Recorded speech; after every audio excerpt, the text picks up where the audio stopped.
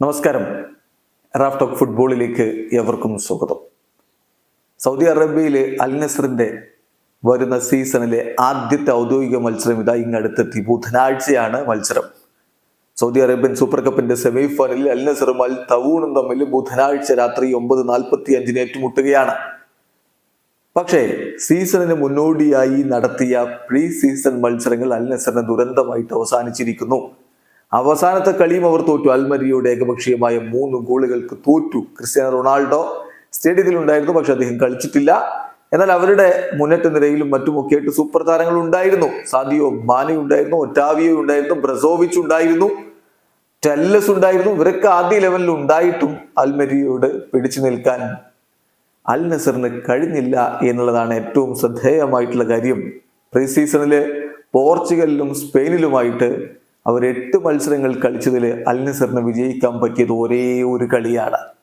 പോർച്ചുഗലിൽ അവർ ആദ്യം ലൂലറ്റാനോ എന്ന ക്ലബിനോട് കളിച്ചു 1-1 സമനില. പിന്നെ മാരിറ്റിമോയോട് ഏകപക്ഷീയമായ 1 ഗോളിന് ജയിച്ചു. അത് മാത്രമാണ് ഒരു വിജയം. പിന്നെ ഫാഡൻസിനോട് 1-1 സമനില.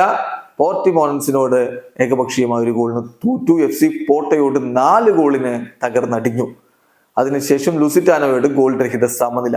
പിന്നെ സ്പെയിനിലേക്ക് പോയി. അവിടെ 2 കളികൾ.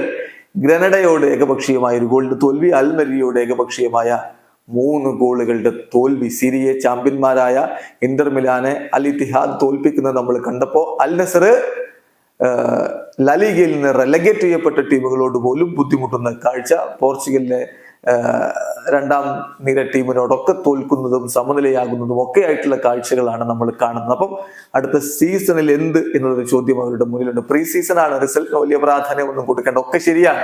പക്ഷെ അങ്ങനെയൊക്കെ പറയുമ്പോഴും ഓരോ പ്രീ സീസൺ മത്സരം കഴിയുമ്പോഴും ടീം കൂടുതൽ ഒത്തിണക്കം കാണിക്കുകയും കൂടുതൽ മികവ് കാണിക്കുകയും ഒക്കെ ചെയ്യേണ്ടതാണ്. പക്ഷെ അത് സംഭവിക്കുന്നില്ല എന്നുള്ളതാണ് അൽ നസർ ആരാധകരെ നിരാശയിലാക്കുന്നത്. എങ്കിലും ക്രിസ്ത്യാനോയും ഐമറിക് ലാപ്പോർട്ടും ഒക്കെ കളിക്കളത്തിലേക്ക് ഇറങ്ങുമ്പോൾ കാര്യങ്ങൾ ഭംഗിയായിട്ട് മാറും. ഗോൾ കീപ്പറായിട്ട് ബെൻഡോ വീണ്ടും തിരികെ വരുമ്പോൾ അദ്ദേഹം പരിക്കിന്റെ പിടിയില്ല, പക്ഷെ തിരികെ വരും. അപ്പം അങ്ങനെ വരുമ്പോ അൽ നസർ ശക്തമാകുമെന്ന പ്രതീക്ഷയിൽ ആരാധകർ കാത്തിരിക്കുന്നു. വീഡിയോ അവസാനിക്കുന്നു. ഫുട്ബോൾ ലോകത്തെ കൂടുതൽ വിശേഷങ്ങളുമായി റാഫ് ടോക്സിൽ എത്താം.